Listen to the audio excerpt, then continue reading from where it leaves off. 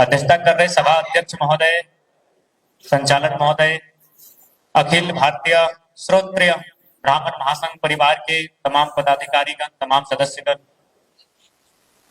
आपका आशीर्वाद एक साधारण सा युवा राजनीति की रणभूमि में कदम रखने जा रहा है। आपके आशीष, आपके आशीर्वाद की आवश्यकता है। आपको नमन करते हैं, वंदन करते हैं। आज के इस कार्यक्रम में उपस्थित हमारे पार्टी के तमाम पदाधिकारीगण, तमाम सदस्यगण और हमारे नारी शक्ति के रूप में पदस्थापित हमारी बहनें, हमारी दीदीगण और आज के इस कार्यक्रम में सम्मिलित तमाम हमारे अभिभावक, हमारे मित्र, हमारे साथी, हमारे नौजवान, सभी को नमस्कार करते हैं, वंदन करते हैं, झारखंडी जोहार करते हैं। जब आज से 2-2.5 साल पहले इस आंदोलन का आगाज हुआ था तो हमें भी नहीं लगा था कि हम लोग इतना जल्दी यहाँ तक आएंगे। और सही बात है, कोई भला यकीन कैसे कर सकता। राजनीति में अपने आप को स्थापित करने के लिए, अपनी एक मामूली सी पहचान बनाने के लिए लोगों को एक दशक लगता है। हम लोग 2 सालों में पहचान नहीं बनाए, केवल राज्य में नहीं, इस राज्य के बाहर में पूरे भारत देश में चर्चा है। चर्चा रहने का कारण यह है कि इस बार भारत देश में लगभग 542 लोकसभा की सीटों में 8000 सांसद प्रत्याशियों ने नामांकन पर्चा भरा था। उसमें अगर इंडिपेंडेंट और फर्स्ट टाइम चुनाव की बात कहिएगा तो सबसे ज्यादा लोकसभा से हम लेके आए। आपके आशीर्वाद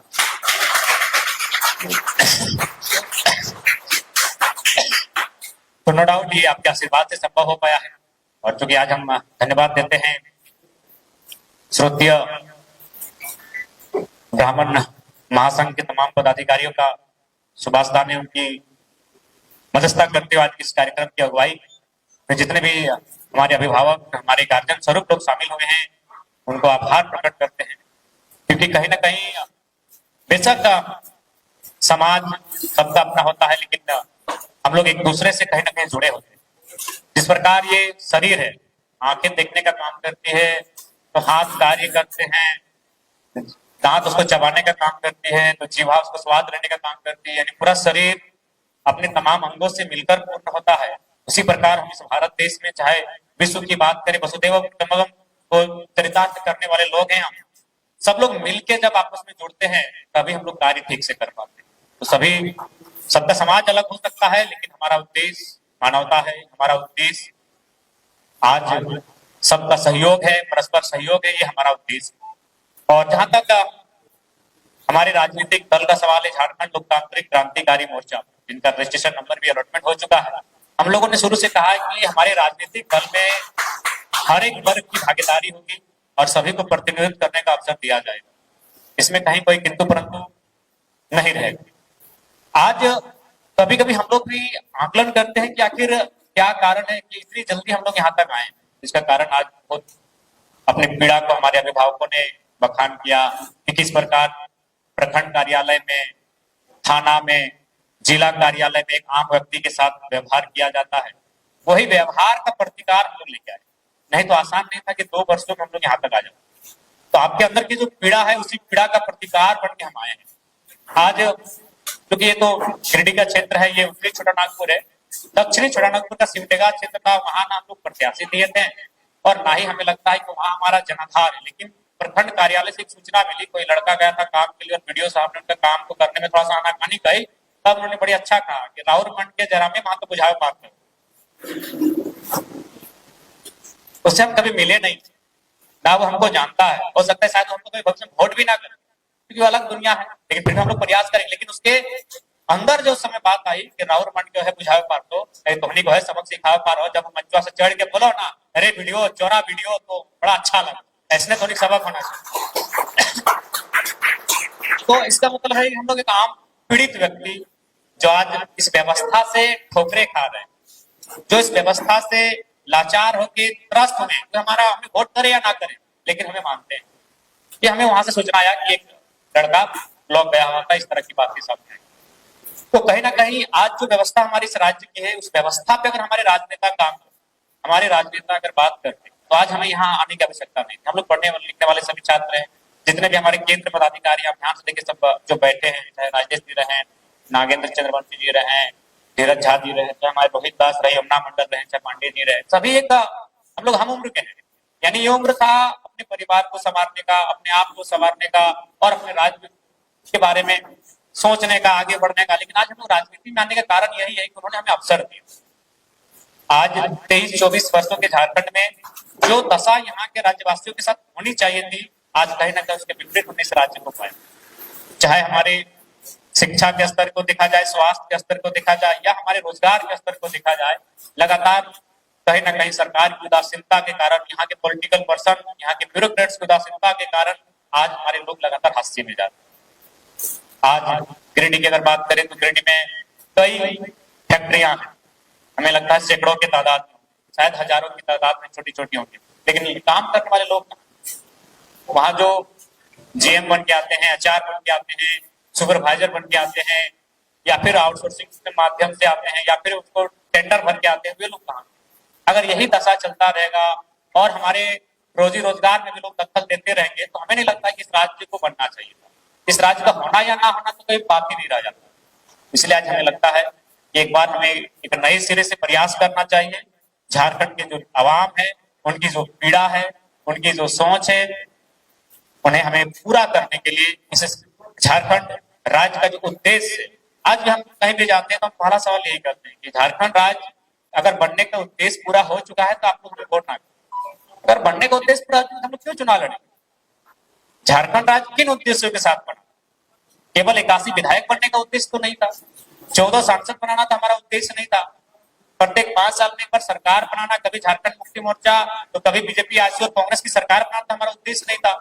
झारखंड इसलिए बनाया गया था इस भूभाग में रहने वाले 3.25 करोड़ 3.5 करोड़ जो जनमानस है, उनकी सुख सुविधा का ख्याल रखा जाए, उनके हक अधिकार का वंचन ना हो, उनके हक अधिकार से वंचित ना किया जाए, इसलिए झारखंड बना।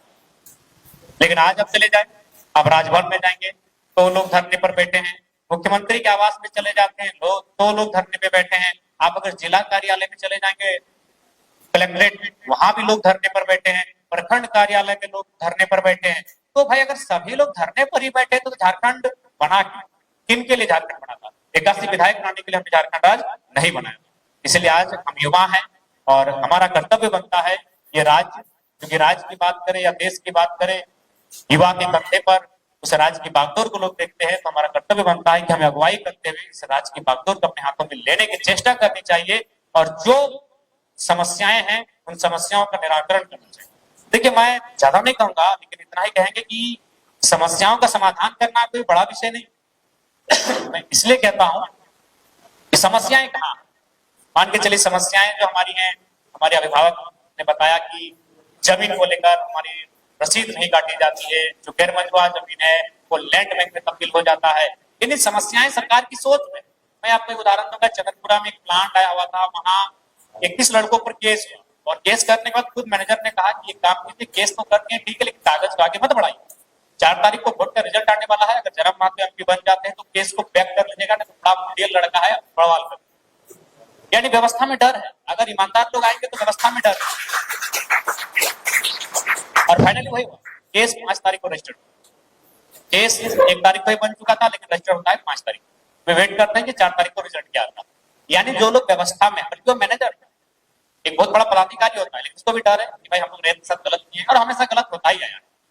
रैतों के साथ, झारखंडियों के साथ, ग्रामीणों के साथ तो हमेशा गलत होता ही आया है। चाहे उद्योग बनाना हो तो जमीन उनका चाहिए, डैम बनाना हो तो जमीन उनका चाहिए, कारखाने लगाने हो तो जमीन उनका चाहिए, लेकिन जब अधिकार की बात आएगी तो यूपी बिहार से, मध्य प्रदेश, बंगाल से बोरो लेके आएंगे और हमारे समान पर खड़ा कर देंगे। चाहे सरकारी डिपार्टमेंट की है, जो पॉलिटिकल पार्टी के लोग हैं, कि आप इस लड़के को दबाइए, अगर ये पॉलिटिक्स में आएगा, सभाओं में कहते हैं अब विधायक संसद सदन में उठाने लगे। मैंने जो बात सभाओं में कहा, मैंने जो बात स्कॉर्पियो के छत में कहा, मैंने जो बात मीडिया इंटरव्यू में कहा, धनबाद के देखिए पूर्व सांसद ने भी उठाया कि क्या रैयतों का जमीन वापस होगा, भले उन्होंने नकारात्मक उत्तर दिया, लेकिन सवाल तो उठा। ये सवाल हम ग्राउंड में किए कि भाई आपने हमारा जमीन लिया है कोयला कोड़ने के लिए, आप कोयला कोड़ चुके हैं, उसको समतल कीजिए और जमीन हमको लौटा दीजिए। ये सवाल हमने लगातार 2 सालों से ग्राउंड में किया, सड़क में किया। धनबाद के पूर्व सांसद ने सवाल सदन में उठाया कि क्या रैयतों के जमीन वापसी का प्रावधान है। अभी धनबाद के नए सांसद, पूर्व तो छोड़िए, अब नए भी क्या कह रहे हैं कि डीवीसी का मुआवजा बाकी है, हर्ल का मुआवजा बाकी है, बीसीसीएल का मुआवजा बाकी है, सीसीएल का मुआवजा बाकी है। किसका उत्तर है? ये तो हमारा उत्तर है भैया। ये तो हमारा सवाल है। लगातार ऐसा नहीं, आज जो मुद्दों को हम लोग सड़क में रखे हैं, इस सदन में लेके जा रहे हैं। ठीक है, भले वो किसी दल के रहे, लेकिन मुद्दे हमारे। अगर उनके मुद्दे हैं तो आप दिखाइए इस आंदोलन से पहले आपने कब बात किया है। ये तो हम आज 24 वर्षों में कोई नौजवान आया है जो आके कहता है कि अब डीबीसी का हेडक्वार्टर कलकत्ता में हम झारखंड लेके आएंगे, क्योंकि डीबीसी की सारी परियोजनाएं हमारे पास। एक नौजवान है जो आके कहता है कि भाई सीसीआर लो, चाहे सीसीआर में अगर योजनाएं हमारे पास है तो कोल इंडिया का हेडक्वार्टर भी कलकत्ता नहीं झारखंड। इन पर तो बात करने वाला कोई नहीं था। तो नो डाउट 20 सालों से उन्होंने जो काम नहीं किया था, 2 सालों में कम से कम हमने वो चेतना जगा दिया है कि झारखंडियत क्या है, झारखंडियों के अधिकार क्या है और उन अधिकारों की सुरक्षा कहां से होगी। आज वो बातें सड़क में भी होने लगी है और सदन में भी। आप ही के विधायक सुदीप कुमार सोन, आप हाल फिलहाल देखे होंगे इनका भाषण, और देख लीजिए हम लोग का पूर्व का भाषण, लग रहा है हम लोग के भाषण को पढ़ के